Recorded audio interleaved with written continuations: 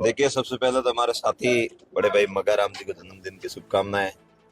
उसके बाद त्रासदी होने नहीं जा रही है, हो गई है। बस अब तो बैरों को जगाने के लिए धमाकों की जरूरत होती है। वो धमाके कर रहे हैं। एक धमाका, धमाका दो, धमाका तीन।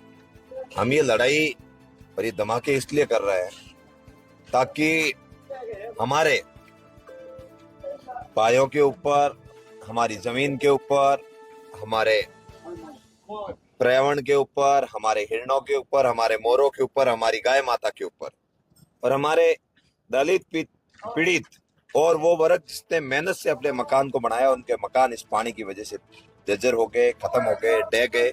उन लोगों को बसाने की लड़ाई लड़ रहे हैं। ये लड़ाई फसल और नस्ल बसाने की है। ये लड़ाई मानवता बसाने की है। लड़ाई पर्यावरण बसाने की लड़ाई है। ये लड़ाई लड़ रहा है। बाकी रास्ते में तो कोई कमी नहीं है।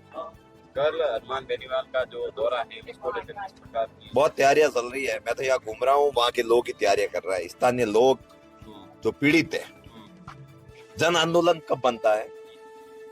जब लोग उसको लीड करें। इस आंदोलन को वहां के स्थानीय लोग लीड कर रहे हैं।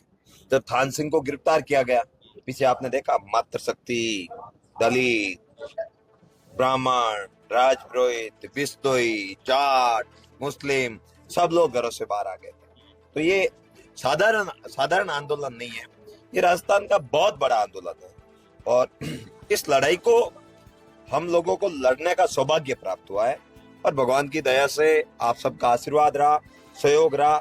कल बड़ी संख्या में अगर आप डोली टोल प्लाजा पहुंच गए तो इस लड़ाई में जीत के भी बहुत ज्यादा आसार दिख रहे हैं। जब से इस मामले को आप लीड कर रहे हैं, अरुण चौधरी भी वहाँ आए थे, कुछ फोटोज हम सब ने देखा था, कुछ फॉर्मेलिटीज थी या फिर कुछ धरातल पे कर रहे थे?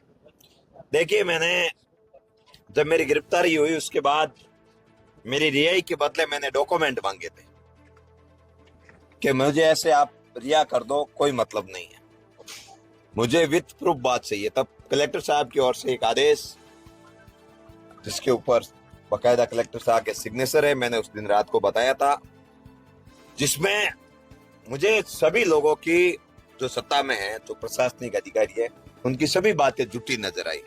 ना तो कोई प्लान बना हुआ है, ना नदी को लेकर कुछ है, ना कच्छ की खाड़ी में डालने के लिए पाइपलाइन है, ना ही रिफाइनरी को देने के लिए पानी है और ना ही ऐसी कोई योजना है जिससे आगामी 5 सालों तक इस पानी से आजादी दिला सके। जिस वेग से ये पानी चल रहा है, मुझे ऐसा लग रहा है कि आगामी 5 सालों में ये आपके सिंदरी भी ये पानी पहुंच जाएगा। इसमें कोई दो राय नहीं है। आज हमारे घर में आग लगी है तो अगर सिंदरी के भाई चुप बैठेंगे तो कल आपका भी नंबर आने वाला है। नहीं तो बूढ़िया बड़े रखे हो तब पानी आया पहला पाड़ बांध दो। तो आप सबरी नैतिक दायित्व और ड्यूटी बने के भाई रे भाई काम आवे और ते सहयोग करने हनुमान बेनीवाल जी नेतृत्व में आयोजित होने वाली रैली में ज्यादा से ज्यादा पधारो।